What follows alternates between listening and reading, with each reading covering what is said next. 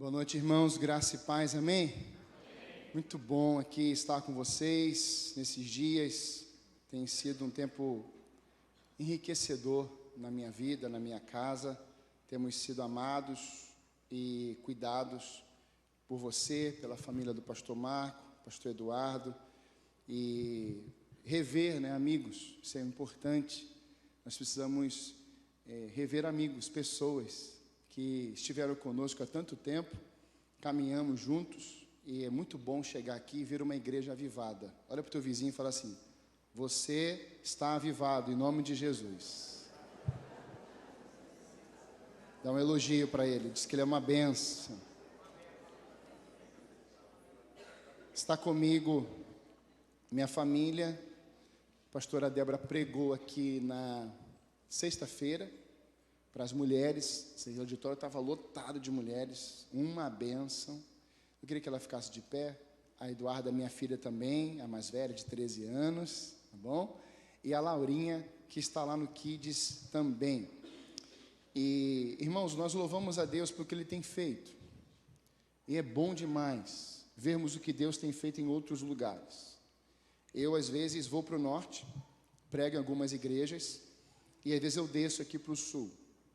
E eu aprendo demais com esses extremos, tanto do norte, quanto eu já saí do norte em uma viagem, e na semana seguinte eu já desci, estava 50 graus na sombra no norte, e no sul, lá no Raimon, devia estar uns 5, sendo bem carinhoso. Então a gente, eu passei por essa experiência, e para mim foi um grande aprendizado, questão da comida e tudo mais. Mas, irmãos, antes de eu ministrar a palavra, eu já tinha separado, e o Espírito Santo só vai testificar, antes de eu pregar o sermão, o que a Márcia disse aqui na consagração, que foi a palavra que Deus colocou no nosso coração, quando eles vieram para cá. Ezequiel, capítulo 36, a partir do verso 33, eu queria que você recebesse isso como povo de Deus, como família de Deus, aqueles que vão reconstruir as ruínas. Há um tempo, irmãos, e é esse tempo, que Deus está levantando uma igreja para restaurar. Diga amém. A partir do verso 33 diz assim: assim diz o Senhor. Quem está dizendo é o Senhor. No dia em que eu vos purificar de todas as vossas iniquidades, então farei que sejam habitadas as cidades e sejam edificadas os lugares desertos. Lavrar-se-á a terra deserta, em vez de estar desolada aos olhos de todos os que passam. Dir-se-á esta terra desolada ficou como o jardim do Éden. As cidades desertas, desoladas e em ruínas estão fortificadas e habitadas. Então, as nações que tiverem restado ao redor de vós, saberão que eu, o Senhor, reedifiquei as cidades destruídas e replantei o que estava abandonado. Eu, o Senhor, o disse e o farei. Vocês verão não somente cidades, mas lares, vidas reconstruídas, plantadas, como o jardim do Éden. Quem recebe isso aqui, amém? Glória a Deus. Então, só para testificar o texto que eu já iria ler antes da palavra, e a Márcia citou aqui, para dizer que o Espírito trabalha, o Espírito faz. Ele faz ali, ele faz aqui, e ele faz em cada um de nós, amém?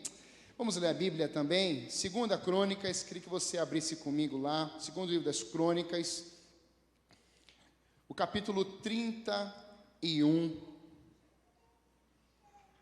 segundo livro das Crônicas, capítulo 31, eu quero ler um verso, porque eu vou trabalhar esse capítulo e alguns anteriores também, e o texto vai dizer assim, a partir do verso 20, aliás, o verso 21, 31, 21.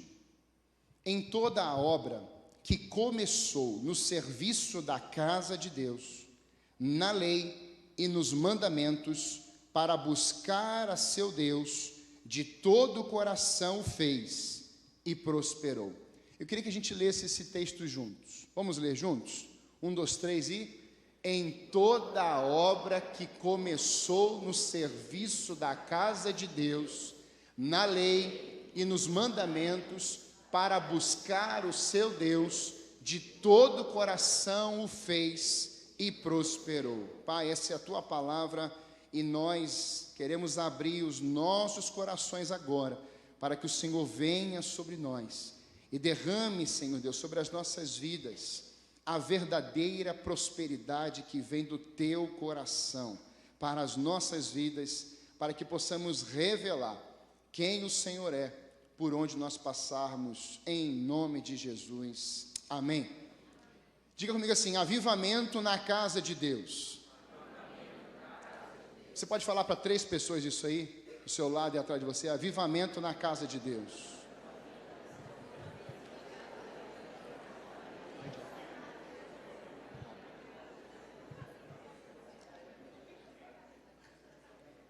Irmãos, pela manhã falei sobre o drama de Babel, é o preparo para o avivamento.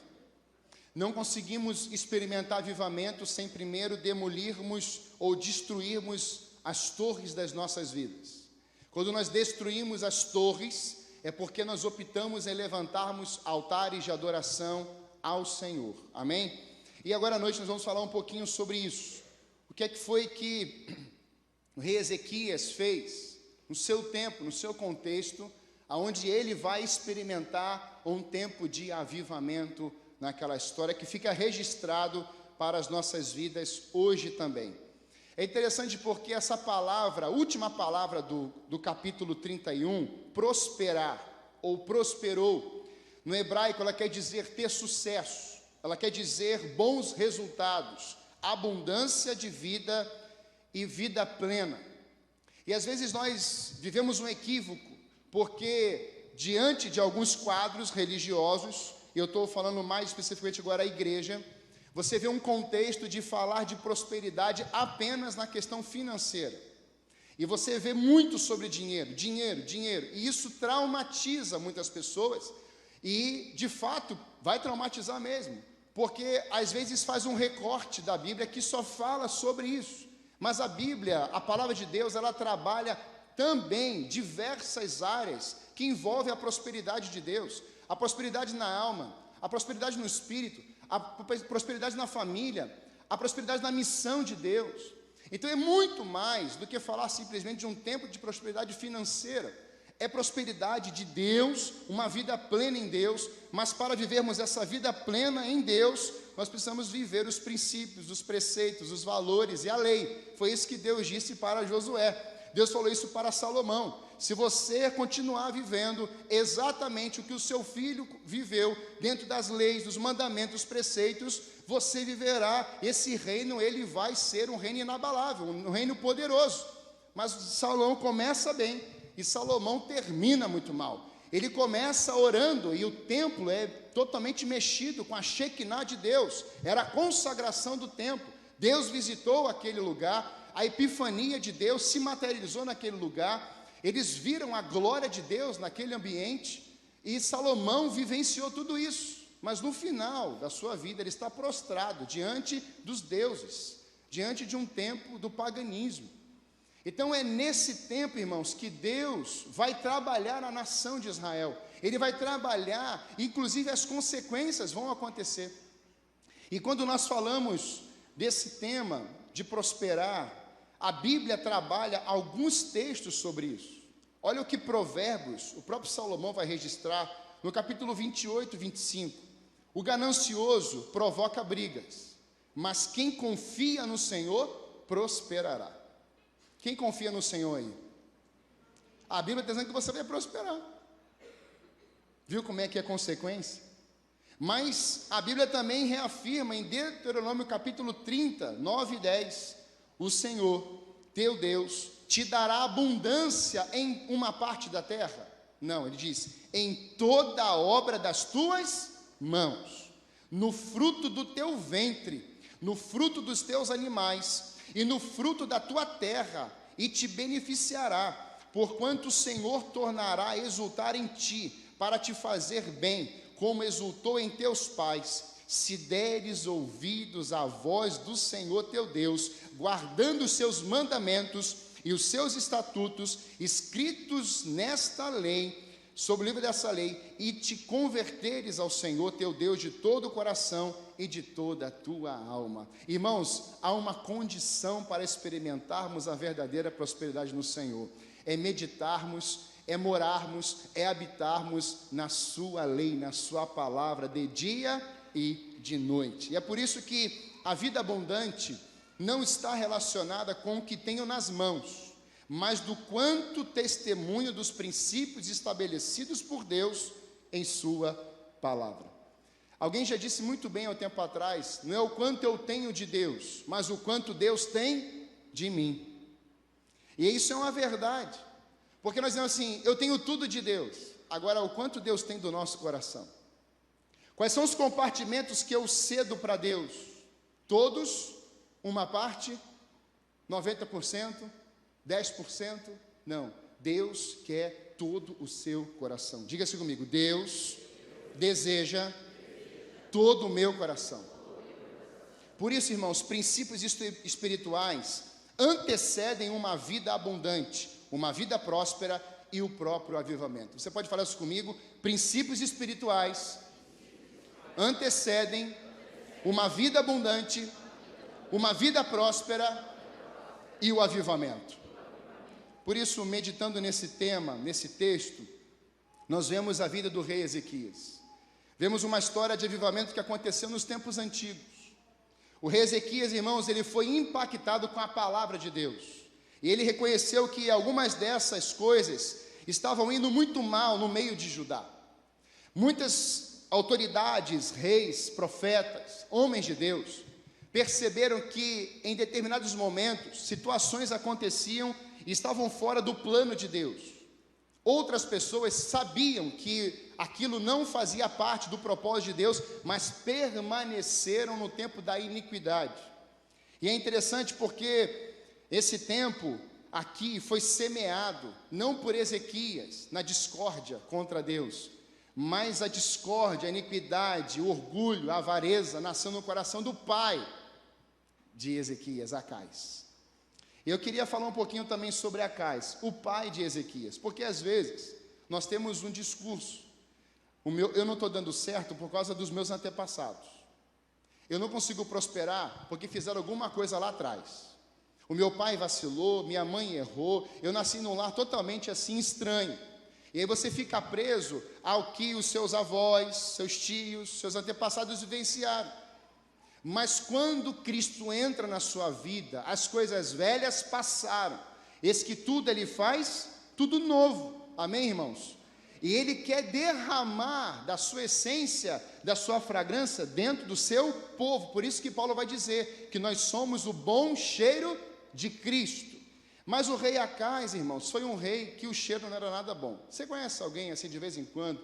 Você está num ambiente, aí você vê a pessoa chegando assim: essa pessoa não cheira muito bem, não. Porque tem alguma coisa que ela faz, que ela reage, que não é uma coisa muito satisfatória. Eu imagino que quando o rei Acais chegava em alguns lugares, as pessoas falam assim: ó, esse camarada não cheira bem, não. Esse camarada é estranho. E olha só o que esse homem fez, pai de Ezequias. Está no capítulo 28. Não fez o que era reto perante o Senhor, como Davi seu pai. Aqui já tem uma chave. Quando a gente olha para a paternidade na Bíblia, você vê bênçãos de Deus. E nesse tempo aqui, a comparação era com Davi, porque Davi foi homem segundo o coração de Deus. Davi, ele foi homem segundo o coração de Deus. Ele não foi um pai, ele não foi um filho, ele não foi rei segundo o coração, ele foi homem. Antes de ofícios, Deus quer tratar a vida do homem. Antes dos ofícios, Deus vai tratar a vida da mulher. Então Deus não trabalha e não levanta ofícios, funções. Deus levanta homens e mulheres para trabalharem no reino do Senhor. Diga amém por isso. E é interessante porque Ezequias, ele vai queimar incenso a seus próprios filhos.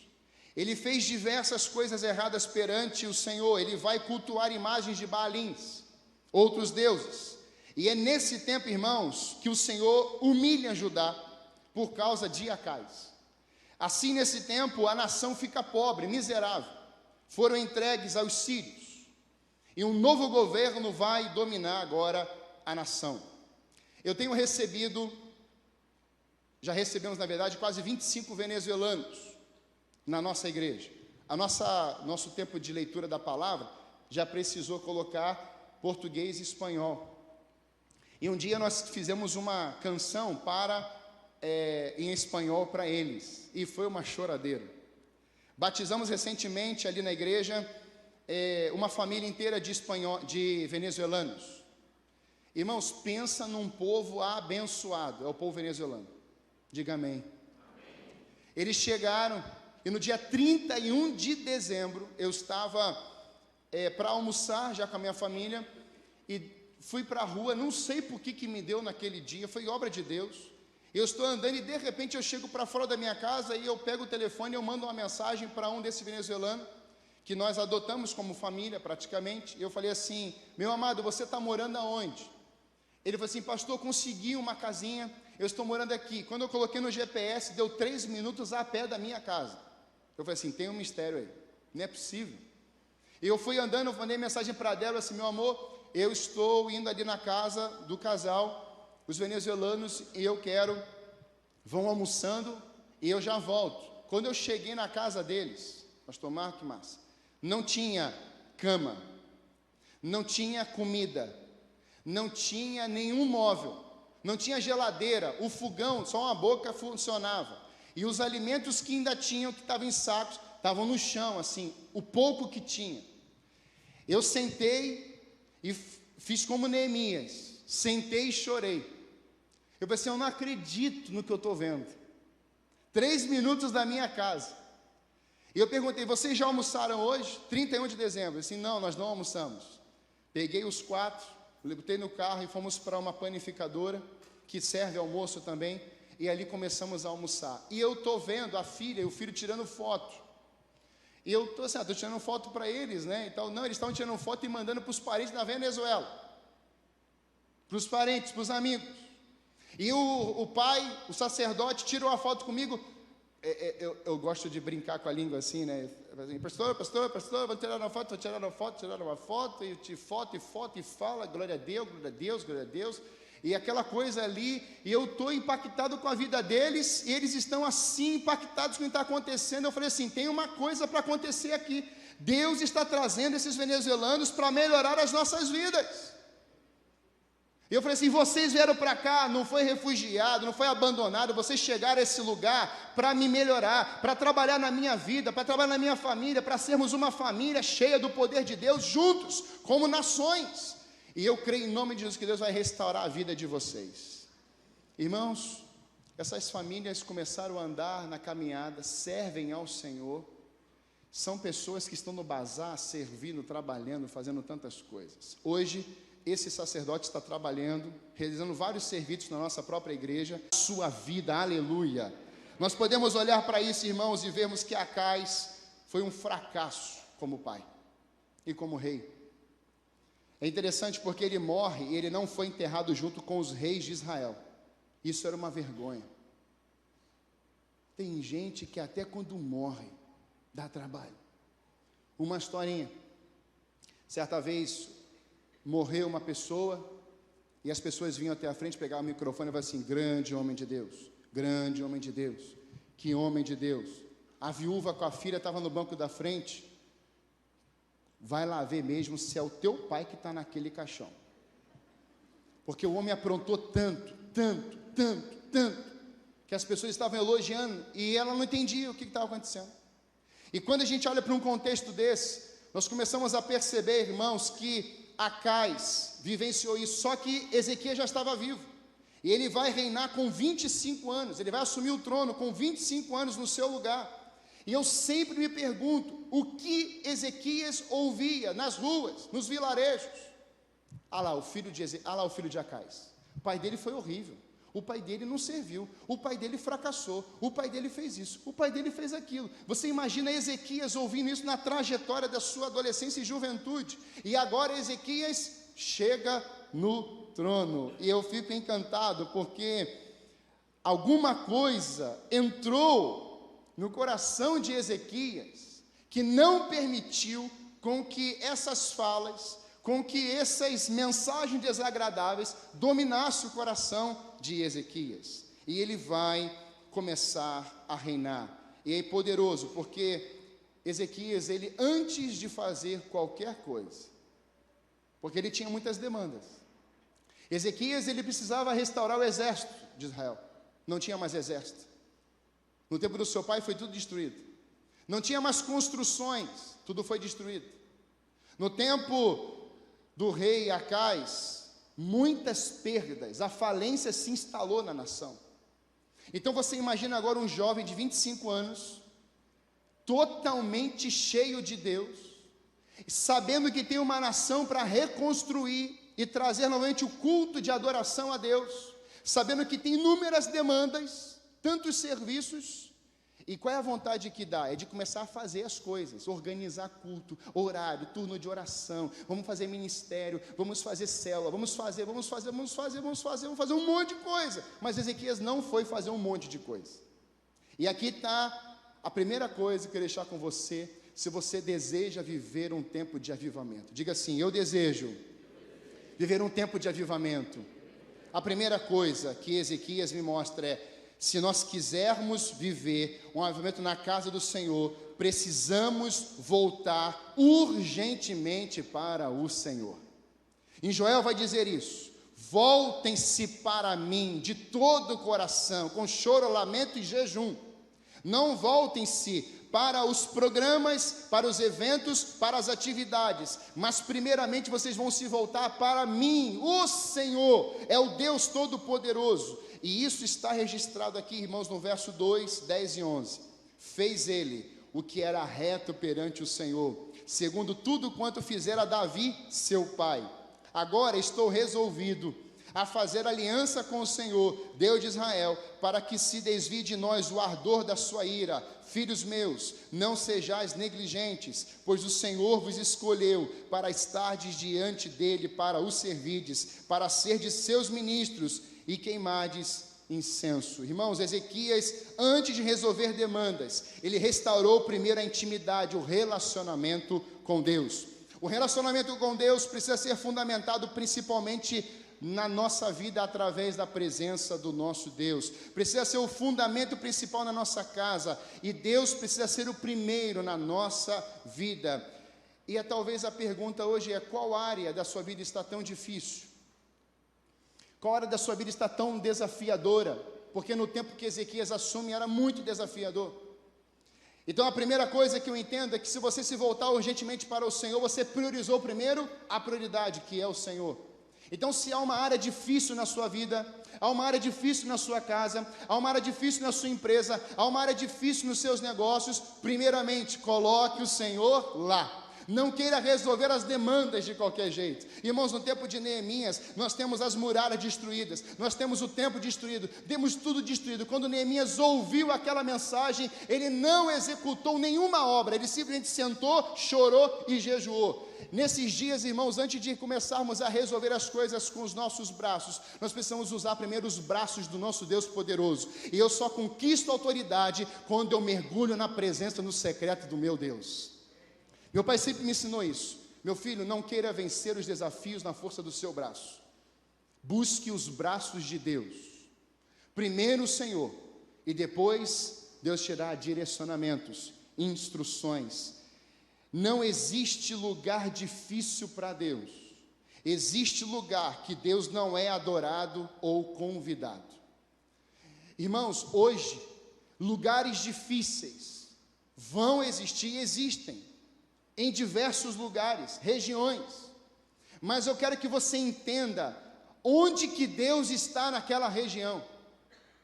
Tem regiões que experimentam miséria após miséria. Eu estou com um grupo de pastores a cada 3 meses, indo para um lugar chamado Bambu. Fala assim, Bambu. É um lugar no meio do mato, em Junquerópolis. Para você ter uma ideia, eu vou levar o pastor Marco e o pastor Eduardo um dia. Diga amém. Eles já são avivados, vão voltar ainda mais. Você fica de jejum 3 dias. Você não pode nem tomar chimarrão. Pode nem tomar chimarrão lá. Nem água a gente toma direito. Mas, irmãos, é um povo, os pastores foram para esse lugar para sair das demandas e buscar o principal, que é a presença do Senhor. As inscrições, elas são feitas em 3 horas. Elas esgotam 300 líderes e pastores em 3 horas, para ir para o mato e ficar em jejum 3 dias. Quando eu estava lá, eu conheci um pastor do Maranhão, pastor Marco. Das cidades mais miseráveis do Brasil, no Maranhão você tem uma lista de 7. As 7 primeiras estão no Maranhão. Esse pastor, ele fundou um trabalho no Maranhão, já tem alguns anos. Ele realiza cruzadas a nível Brasil e pessoas vêm de fora, lá dentro do Maranhão, sem estrutura, quase nada. Mas o povo, irmãos, não quer saber nem de estrutura. Eles querem saber assim, o que é que vocês vieram trazer aqui? É Deus? Nós queremos.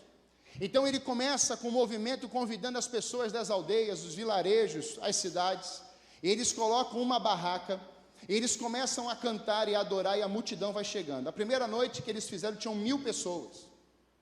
Num lugar miserável, um lugar que as questões financeiras, de alimentações são limitadíssimas.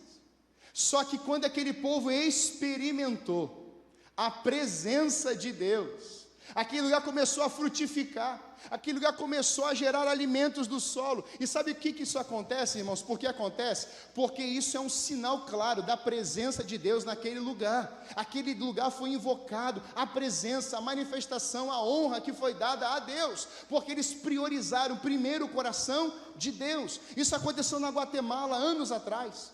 Uma nação que vivia um tempo de miséria, um tempo de sofrimento, de perdas. Irmãos, a Guatemala, anos atrás, ela exportava 3 caminhões de legumes por mês. Chega um pastor na cidade, esse pastor começa um movimento de oração, ele reúne diversos líderes e pastores de várias denominações naquele lugar. Eles começam a buscar o Senhor, e Deus vem, irmãos, e aviva os pastores, aviva as igrejas. Irmãos, os sacerdotes andavam perambulando nas calçadas, embriagados, não conseguiam nem chegar em casa, tamanha era a quantidade de álcool, de drogas que eles ingeriam. Um dia, Deus tocou na vida de um homem, um dia Deus tocou na vida de homens, de mulheres. Irmãos, para a glória de Deus, está no YouTube, você pode assistir. Irmãos, veio um mover de Deus tão poderoso sobre a Guatemala, as igrejas começaram a ficar lotadas. Irmãos, os sacerdotes não estavam mais embriagados com álcool, as bebidas nas estradas e nos vilarejos. Agora esses homens e mulheres estavam embriagados com o vinho novo, que era a presença do Espírito Santo de Deus naquele lugar. Agora os sacerdotes estavam no púlpito pregando. Agora os filhos estavam vendo uma geração realizada, operante, mediante aos dons do Espírito Santo de Deus. E pasmem, Deus não tocou só no coração, no solo daqueles homens e mulheres, mas Deus tocou no solo da Guatemala. Eles começaram a exportar de 7 a 20 caminhões por semana de um legume. Você já viu uma cenoura do tamanho do meu braço? Está lá na imagem. A cenoura era desse tamanho, porque a terra era infrutífera. Mas quando Deus toca no coração, Deus toca na família, Deus toca na igreja, Deus toca no solo. E agora, irmãos, você olha para a Guatemala, e uma das maiores igrejas do mundo está na Guatemala, aleluia. É porque Deus faz, se voltaram completamente para o Senhor. A segunda ação que eu entendo de Ezequias, se nós quisermos viver esse avivamento, precisamos estabelecer com prioridade princípios do nosso Deus. Primeiro princípio, ser santificado ao Senhor. Os levitas, irmãos, nesse tempo aqui, trabalhavam muito, carregavam madeira, carregavam coisas pesadas, faziam trabalhos no templo. Os sacerdotes tiraram para fora do pátio toda a imundície que acharam no templo do Senhor, e os levitas a tomaram para levarem para fora. Os levitas estavam levando o que não era puro para fora. É interessante porque esse texto que nós lemos, ele é paralelo de 2 Reis 18:4. Ele menciona o rei Ezequias, onde Ezequias vai destruir a serpente de bronze. Se você ler comigo, a serpente de bronze foi uma relíquia religiosa que havia se transformado num ídolo. Como é fácil nos nossos dias, e nesse contexto aqui, a natureza humana sentir o desejo de cultuar relíquias sem poder algum. Ezequias foi um homem de fé que confiava no Senhor, e ele seguiu leis e princípios. Ele não queria que o povo adorasse uma imagem morta e inútil como a serpente de bronze. Números 21, de 5 a 9, vai dizer assim: E o povo falou contra Deus e contra Moisés: Por que nos fizeste subir do Egito, para que morramos nesse deserto, onde não há pão nem água? E a nossa alma tem fastio deste pão vil. Então o Senhor mandou entre o povo serpentes abrasadoras, que mordiam o povo. E morreram muitos do povo de Israel. Veio o povo a Moisés e disse: Havemos pecado, porque temos falado contra o Senhor e contra ti. Ora ao Senhor que tire de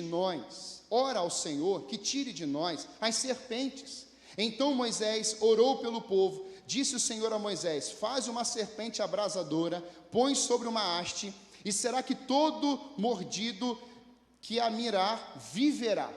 Então o que está acontecendo aqui? Deus manda construir uma haste e colocaria uma serpente de bronze, e toda aquela pessoa que fora picada pelas serpentes, devido ao próprio pecado do povo, quando eles olharam para a serpente, essas pessoas seriam saradas imediatamente. E isso vai fazer menção, irmãos, na nova aliança, na pessoa de Jesus Cristo. Isso era uma mensagem profética. João 3, 14 a 15, lemos: Do modo porque Moisés levantou a serpente no deserto, assim importa que o Filho do Homem seja levantado, para que todo que nele crê tenha a vida eterna. Moisés fez uma relíquia de uma serpente venenosa, ou seja, era uma serpente feita de bronze, logo sem veneno. Deus enviou o seu Filho Cristo para vencer o efeito. O antídoto era Cristo, o sangue de Cristo, para quebrar todo o efeito do pecado. A morte não teve mais lugar quando Jesus Cristo morreu e ressuscitou dos mortos. E quando as pessoas olham para a cruz me mostra o efeito, a proposta, o propósito para vencer o veneno. Quando Paulo chega em Roma, e Paulo vai pegar ali brasas para acender uma fogueira para ele, estava muito frio. Quando ele mexe naquelas brasas ali, naqueles galhos, sai uma víbora, e uma víbora pica a mão de Paulo. As pessoas estão olhando para Paulo, e Paulo vai ter uma reação, ele sacode a mão, e ali a víbora cai. Só que Paulo não morre, víbora tem veneno. E eu aprendi algo com Deus nesses dias, meditando nesse texto. O que Paulo, e as pessoas vão chamar de Paulo como se fosse um deus, ou um bruxo. Irmãos, grave bem isso. O pecado não pode nunca ser maior que a unção que você carrega. O veneno que se chama pecado não pode anular os propósitos que Deus colocou dentro de você e dentro de mim. Aquela víbora que picou Paulo, aquele veneno que poderia ter feito um efeito para destruir e matar Paulo, nunca seria maior que a unção que Paulo carregava. Aleluia! E é diante disso, irmãos, que nós podemos perceber que haveria uma atitude clara dentro do templo de Deus, para que aquele povo experimentasse avivamento. Quem destruiu a serpente de bronze? Ezequias. O povo havia transformado essa serpente em um ídolo. Mas sabe o que me chama a atenção? É que o povo prestou culto durante muitos anos a essa relíquia. Sabe quantos anos a serpente de bronze ficou de pé sendo adorada? 700 anos. Não choca? Quando eu li isso aqui, eu fiquei perplexo. Se nós calcularmos pelo menos uma geração com 100 anos, nós temos 7 gerações adorando uma serpente de bronze. Então, irmãos, a questão não são milagres. A questão é quem é o milagre. A questão não são restaurações. A questão é quem é o restaurador. A questão não é eu conheci Jesus, mas quem é o Senhor da sua vida mesmo, por completo. Jesus Cristo de Nazaré, aleluia. Então nós mudamos. Antes dos feitos, eu quero a essência. Antes do fazer, eu quero aquele que é. Por isso que João vai escrever todo o seu evangelho mostrando quem Jesus Cristo é.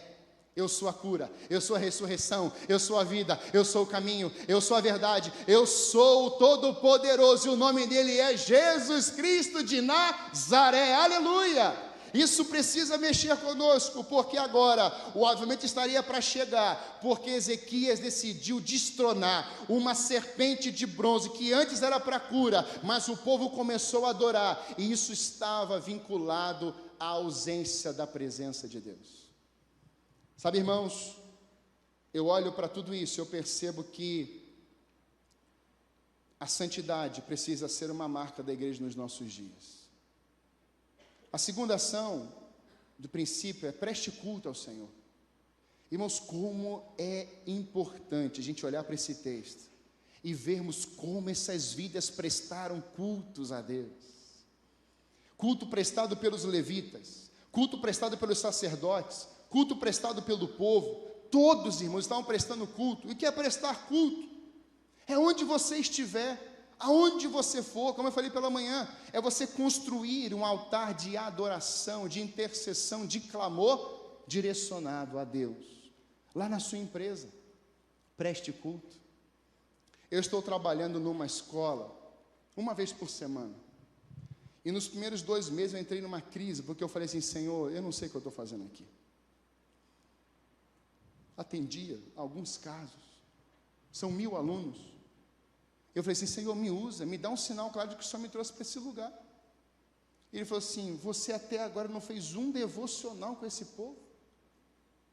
Eu disse, mas será que eu posso fazer devocional aqui?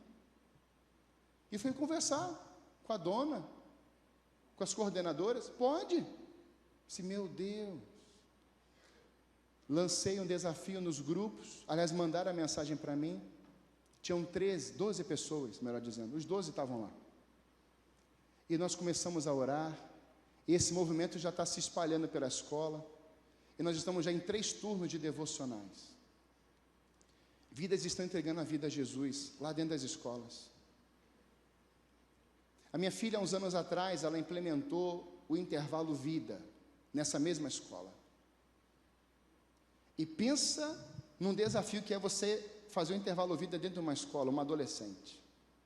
Mas hoje a melhor amiga dela já é membro da nossa igreja. A avó dessa menina veio ser membro da nossa igreja. E a mãe dessa menina que está desviada, ela já disse para mim, pastor, eu vou lá na sua igreja. Uma semente, não tem idade, é carregar o propósito, é carregar a arca, é Deus mexendo aonde Deus encontrou corações. Levante culto de adoração a Deus. Sabe, irmãos, recentemente nós fizemos uma caminhada de oração. E nós andamos pelas ruas lá em Santa Felicidade. Quando nós chegamos perto de uma casa, de uma família, as pessoas já estavam na janela, já com as mãozinhas assim, para receber. E essas famílias desceram das suas casas, desceram até de prédios menores. E agora essas famílias estão ouvindo as cantorias da igreja, elas já estão indo para a porta das suas casas e dizendo, onde é que é a igreja? A gente fez uma caminhada esses dias, 6 adolescentes, com bicicleta, foram caminhando com a gente, 6 adolescentes. Nós paramos em frente ao supermercado. Eu queria entrar com a igreja toda no supermercado, o gerente não deixou. Eu entendi, eu acho que ele pensou que deveria ser um arrastão, E eu falei assim, rapaz, a gente vai abençoar a sua empresa, você vai abrir novos supermercados. Eu falei assim, rapaz, eu até entendo a sua fé, mas eu não posso deixar 150 pessoas entrarem aqui dentro. Eu falei assim, se 150 pessoas comprassem 1 quilo de arroz, você estava feito hoje. Perdeu a benção, mas a gente vai orar por você. E paramos o povo na esquina e começamos a orar. Irmãos, sem a gente saber, tinha uma escola atrás. As professoras saíram da escola, Marco, e foram lá no meio da roda e falaram assim, o que vocês estão fazendo aqui? Aí eu falei assim, primeiramente, qual o seu nome? Ah, meu nome é fulana, vocês estão fazendo o que aqui? Eu falei assim, a gente está orando. Vocês estão orando? Nós somos professores da escola, a gente estava ouvindo as canções. Onde é que vocês estão? Onde é que isso? Onde é que vocês se reúnem? Eu falei assim, a gente está perto da igreja, se reúne ali, ó. A gente quer conhecer, mas eu queria perguntar para você, quem você é? Eu falei assim, eu sou o João. Então, eu queria saber se vocês não podem vir para essa escola aqui, fazer um trabalho aqui nesse lugar. Eu falei assim, sim, nós podemos. E já é a terceira escola que nós estamos entrando, irmãos.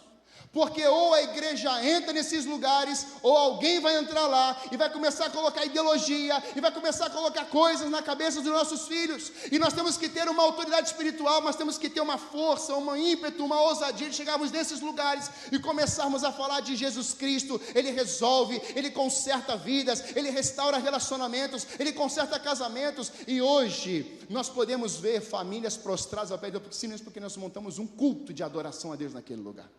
Um devocional. Lá na sua escola, no seu trabalho, comece a exaltar a Deus naquele lugar, e você vai ver o culto aqui de sábado da juventude, esse lugar lotado, porque jovens e adolescentes começaram a pregar e anunciar essa verdade que transforma, aleluia. Mas outra ação que eu queria destacar com você, eu quero chamar a banda aqui, que eu vejo avivamento acontecendo, envolve a fidelidade total ao Senhor. Irmãos, o texto vai dizer assim: depois dessas coisas e desta fidelidade, veio Senaqueribe, rei da Assíria, entrou em Judá, acampou-se contra as cidades fortificadas e intentou apoderar-se delas. O que aconteceu? Ezequias está vendo um avivamento. A serpente foi retirada. Deus está operando maravilhas, mas sempre vai aparecer os ladrões de avivamento, os ladrões da alegria. Já viu você que está empolgado? Você agora está casado, você estava encalhado, solteiro, difícil de dar um beijinho, aí você conhece a menina, a pessoa já na primeira semana, vai casar quando? A pessoa não está nem satisfeita e feliz com que você conseguiu um namoro. Aí você começa a pensar em noivado, você fica noiva, aí você vai lá e marca o noivado, aí a pessoa diz assim, vai casar quando? Aí você casa, a pessoa diz, vai ter filho quando? Meu Deus, não consegue viver o momento de alegria, é sempre assim, é sempre na aceleração. Não, calma, tudo tem o seu tempo. Amém, irmãos? Tudo tem seu tempo. Mas tem gente que gosta de acelerar a vida do outro, não é verdade? Quando eu olho para isso, irmãos, Senaqueribe aparece para tirar a alegria. Vocês estão vendo o avivamento? Vocês estão vendo uma coisa muito boa? Mas eu tenho uma pimentinha aí para dar para vocês. Irmãos, o texto vai dizer que Senaqueribe vem cercar o povo de Israel, invadindo e usando uma palavra que eu uso muito, da intimidação. Mas qual foi a visão de Ezequias? Ezequias tem uma visão clara. E o foco de Ezequias foi encorajar o seu povo. Eu amo isso. Encorajamento vem de Deus. Tenha bom ânimo, Josué. Assim como eu fui com Moisés, o seu líder, eu também serei contigo. Imagine um encorajamento desse. Isso é poderoso. Ezequias não está olhando para Senaqueribe. Ezequias não está olhando para a adversidade que está cercando o seu povo. E ele poderia ter dito, a alegria que eu estou vivendo hoje, de arrancarmos essa serpente, de vermos essas demandas sendo executadas, porque nós buscamos primeiro a essência. Isso não vai roubar o nosso coração, não vai roubar Deus do nosso coração. Nós temos um posicionamento de fé, nós temos uma visão, e os nossos olhos estão fixados no Senhor. E é isso que Ezequias faz. Ele vai cobrar ânimo. Ele vai dizer, restaurou todo o muro quebrado, e sobre ele ergueu torres, levantou também outro muro por fora, fortificou o muro da cidade de Davi, e fez armas, escudos em abundância. Ele vai dizer, sede fortes e corajosos, não temais, nem vos assusteis por causa do rei da Assíria. O exército é poderoso, mas nós estamos carregando a presença do grande eu sou nesse lugar aqui, aleluia. Irmãos, a perseguição parou a igreja? Não. O Coliseu parou a igreja? O fogo em Roma parou a igreja? A igreja não para, a igreja avança, a igreja conquista, porque ela carrega a arca da aliança do Senhor. Sem a arca você caminha, mas com a arca você conquista, aleluia. A igreja, irmãos, PIB de Montenegro, começará a conquistar não somente aqui nesse lugar, mas prepare-se, Pastor, em nome de Jesus, vocês vão plantar essa mesma visão em vários lugares do Brasil e das nações. Aleluia! Essa visão precisa ir para fora, porque é uma visão pura, uma visão séria, uma visão que vem do alto. Aleluia! Ezequias revelou fidelidade a Deus, encorajamento, posicionamento. Mas irmãos, o texto vai dizer que eles continuaram ali pressionando. E o verso 20, porém, o rei Ezequias e Isaías, aquele rapaz lá, fala isso para ele, Dudu, volta lá, o profeta filho de Amós. Olha essa dupla, irmãos, é o profeta Isaías aqui, que escreveu a miniatura da Bíblia. Oraram por causa disso e clamaram ao céu. Amados, tem batalha que Deus vai falar assim, pode ir, vai no braço.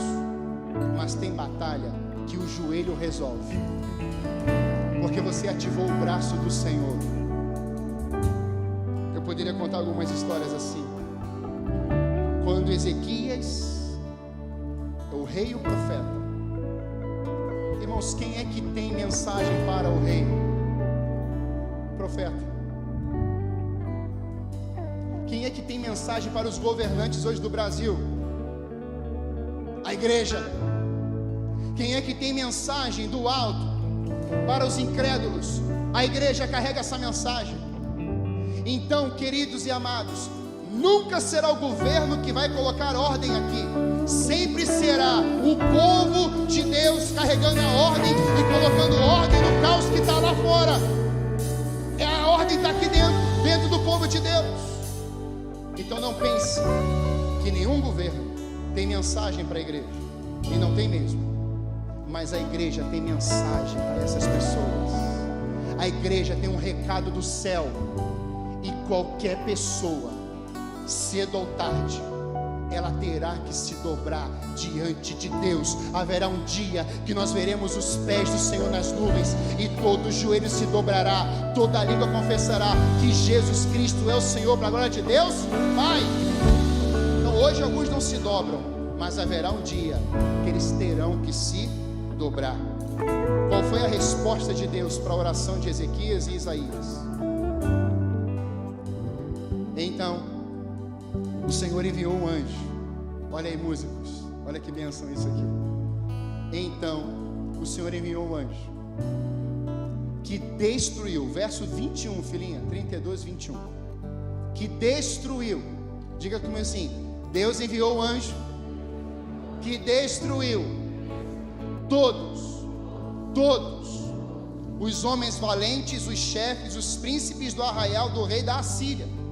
E este, com o rosto coberto de vergonha, voltou para a sua terra. Sabe quem voltou para a terra? Os covardes. Os covardes voltaram para a terra. E eu fico imaginando a mensagem desses covardes. Gente, aquele camarada chamado Ezequias pegou uma nação destruída. O pai dele aprontou um monte. E ao invés dele começar a resolver demandas, ele foi buscar um tal de Senhor Deus Todo-Poderoso. Olha, o exército ainda está em formação, mas apareceu um tal de um anjo lá, gente, que vocês não têm noção. Quem está entendendo isso aqui? Irmãos, Deus não mandou um batalhão de anjos, Deus só mandou um só. Tem batalha que você está enfrentando, que você está assim, eu vou, eu faço, eu venho, eu vou, eu faço. Aí se você orasse, buscasse o Senhor como Ezequias e Isaías, se Deus mandar só um anjo, Ele destrói tudo. Ele abre, por isso que eu não tenho medo. Eu não tenho, esse espírito não pode estar na igreja de covardia. Não somos dos que retrocedemos, mas somos do que nós avançamos. A igreja não volta, a igreja vai, isso que estará, as portas do inferno não prevalecerão contra a igreja. Não é a porta do inferno que vem para cá, é a gente que vai saquear lá em nome de Jesus de Nazaré. Aleluia! Somos nós que vamos, irmão. É o povo de Deus.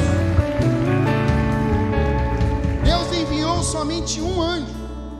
E é por isso que Salmo 91 vai dizer: porque aos seus anjos dará ordens a teu respeito. Mamãe, papai que está aqui orando para aquele filho voltar para a casa do pai. Quantos pais e mães aqui não tem mais os seus filhos aqui na casa do Senhor? Estão fora, levanta a mão assim, faz assim. Comece, faça mais isso, você faz, mas faça mais. E comece a dizer: Senhor, mande um anjo, porque a tua palavra diz que o Senhor dá ordens aos anjos para a teu respeito e guardarem todos os teus caminhos. Senhor, protege lá o meu filho, protege a minha filha, abra os olhos, abra o entendimento do meu filho e da minha filha, cedo ou tarde, em um determinado momento, custe o que custar, doa quem doer. Eu declaro, esses filhos vão começar a voltar por essas portas, abraçarem vocês no meio do culto, e vocês estarão nesse altar, celebrando a Deus Todo-Poderoso.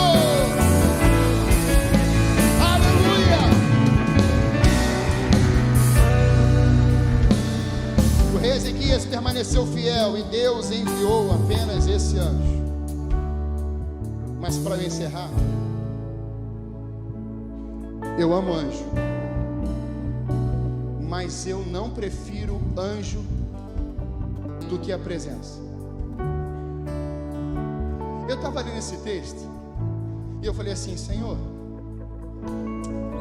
o anjo foi bom, o anjo é muito legal. E Ezequias e Isaías oraram pedindo: o Senhor mandou só um anjinho, ou um anjão, né? Mas e se nós orarmos?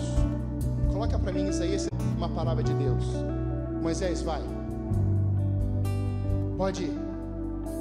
Moisés vai falar uma frase que foi a frase que me fez entender a saída da sede para a santa felicidade.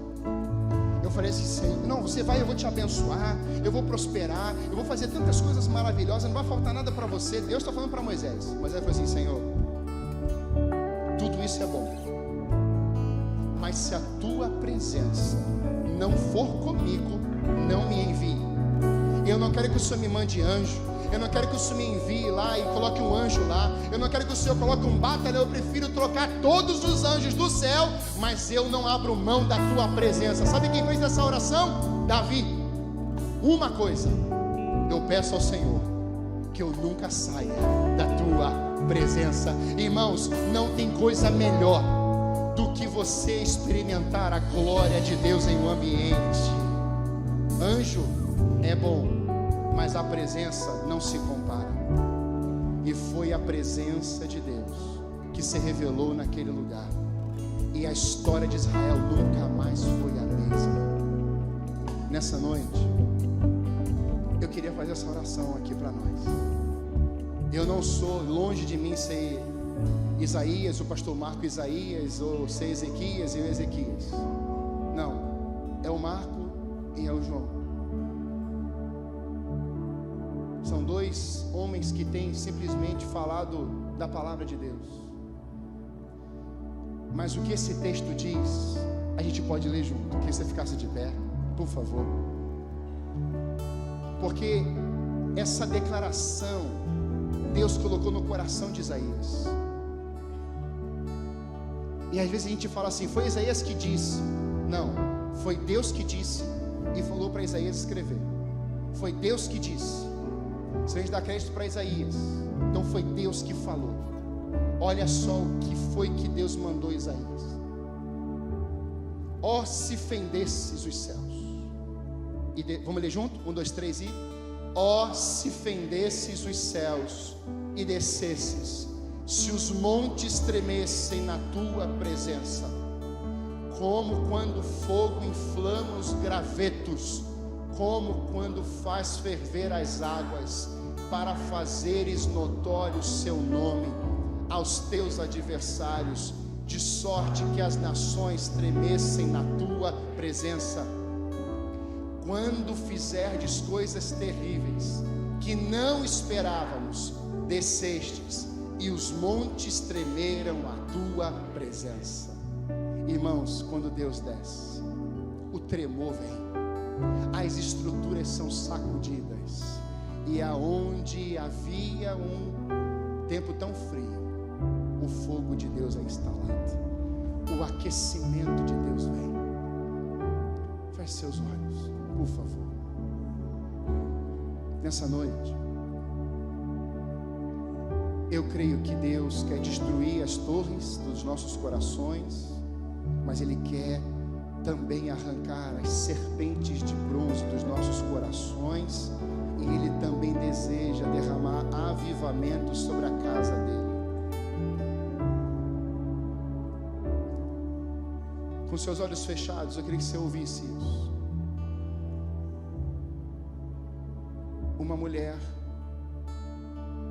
isso está no YouTube. Essa mulher, ela tinha uma casa, e essa casa era realizada ali alguns movimentos espirituais. Para uma menina de 6 anos na porta da casa dela com a Bíblia na mão. E essa mulher vem e abre a porta, e a criança diz: oi moça, eu gostaria de te convidar para a senhora ir lá no culto da minha igreja. E aquela mulher disse assim: vai lá e fala com seu pai e com seu pastor que eu posso ir lá no culto da sua igreja, mas você tem que vir aqui nessa casa primeiro, para ver o meu trabalho espiritual. E a criança foi procurar o seu pai, sua mãe e o seu pastor. E a mãe dela diz: vai falar com o pastor. Ela foi: pastor, eu fui lá na casa daquela pessoa ali da rua. Ele disse: você foi lá? Fui. E aquela proprietária disse de que ela só vem na igreja se primeiro eu for lá e ficar lá naquele trabalho dela. Ele falou assim: pode ir, minha filha, e vá com o Senhor Deus Todo-Poderoso te protegendo e te guiando. Aquela menina foi e entrou nos trabalhos lá. Só que tinha uma cortina, e aquela proprietária colocou aquela mulher, aquela menininha, aquela menina de 6 anos, do lado de uma cadeira sentada. Ela ficou ali vendo todo o trabalho que acontecia. E de repente vem a mulher que era a chefe de toda aquela religião, e ela disse: tem alguém aqui nesse lugar que não pode estar. Quem é?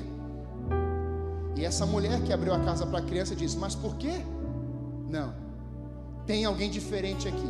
Tem alguma coisa nesse ambiente aqui que não tinha antes. Não está descendo aqui o que sempre descia. Quem está aqui? E a proprietária, aquela mulher que convidou a criança, diz: olha, é essa criança. Quando elas foram ver a criança estava de joelhos, com a Bíblia na mão, atrás da cortina, orando por aquele lugar. Tira essa menina daqui. E ela diz: mas por quê? Porque o que essa menina carrega dentro dela é muito mais poderoso do que nós fazemos nesse lugar. Aquela mulher ficou espantada com aquilo, liberou a menina embora e disse: eu vou lá na sua igreja, fala para o seu pastor. Ela foi embora e disse: pastor, a dona lá daquela religião vai vir aqui na nossa igreja. E o pastor assim: ok, glória a Deus. No próximo culto está aquela mulher lá, e ela ouviu a mensagem, e aquela mulher entregou o seu coração a Jesus naquela mesma noite. E aquela mulher está hoje viajando pelo Brasil, testemunhando que há somente um Senhor e um Salvador, porque Jesus simplesmente usou a menina com ousadia. Essa menina não perdeu, não teve medo, ela teve graça de Deus, e ela chegou lá naquele ambiente e diz: Jesus Cristo está te convidando hoje para você ir para a casa dele. Quantos anos você tem? Nós estamos falando de uma menina de 6 anos, cheia do Espírito Santo de Deus. Mas ela foi lá, e agora aquele lugar não existe mais, porque agora Deus entrou naquele lugar. A presença é real naquele ambiente. Nessa noite eu quero te fazer um convite. Você quer ver as ruínas sendo levantadas? Você quer ver corações experimentando a presença de Deus? Você quer ver Montenegro sendo sacudido, onde Deus romperá os céus e descerá sobre esse lugar? Você quer ver sua casa experimentando um avivamento de Deus lá? Se você quer experimentar isso hoje, mesmo que aqui fique cheio de gente, não tem problema, mas eu queria que você se movimentasse. Vem aqui para frente, porque nós vamos orar. Nós vamos cantar essa canção juntos aqui no altar. E vamos dizer a Deus: Senhor, o Senhor é o Deus do avivamento, e eu quero fazer parte disso. Por isso o grande eu sou nos governa. Amém? Enquanto estivermos cantando, vem aqui e nós vamos orar juntos em nome de Jesus. Pastor Marco. Aleluia.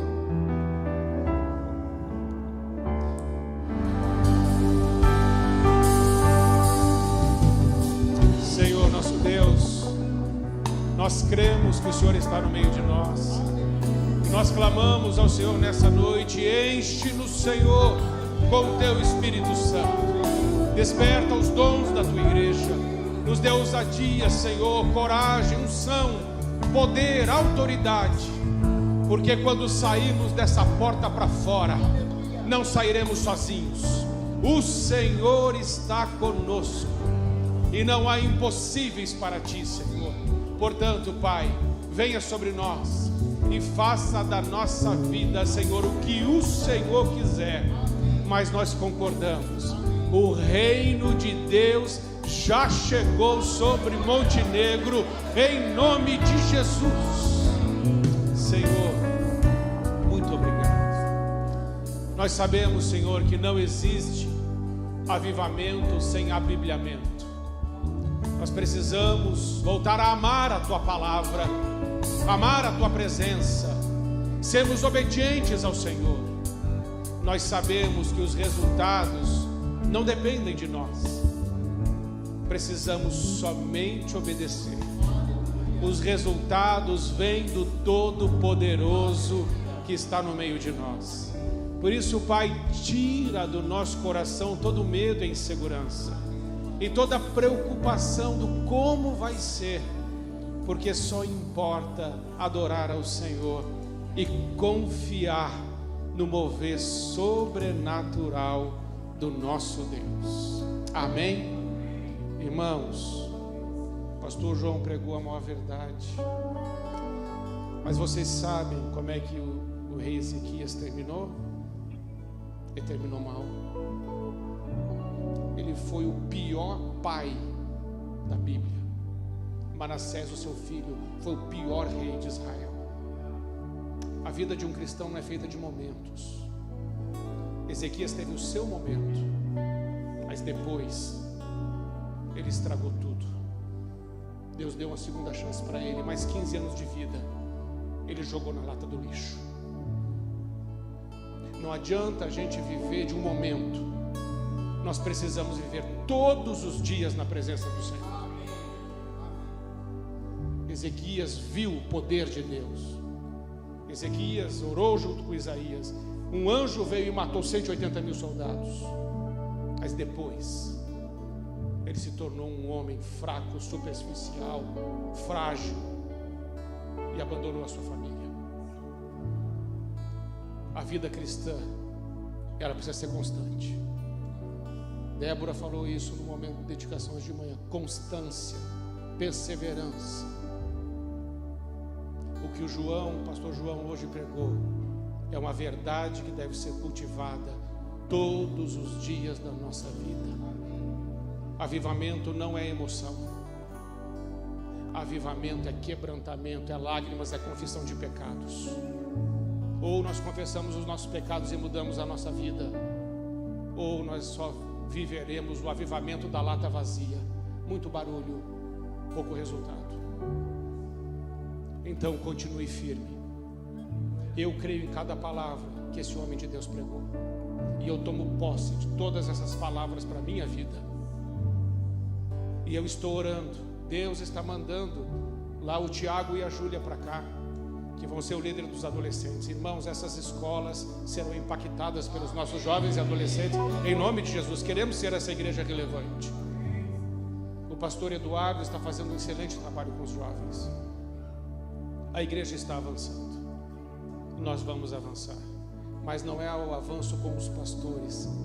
A Bíblia diz sobre o sacerdócio universal dos crentes. Você é um sacerdote, você é uma sacerdotisa. Deixa Deus te usar, como usou aquela menina de 6 anos. Amém? Você está feliz? Você está animado? Você vai ler a Bíblia hoje? Vai ler amanhã? Você vai orar? Vai confessar os seus pecados? Então, se você fizer isso, a glória de Deus virá. Como João pregou, quando nós nos humilhamos, Deus vem, Deus age. Amém, amados irmãos?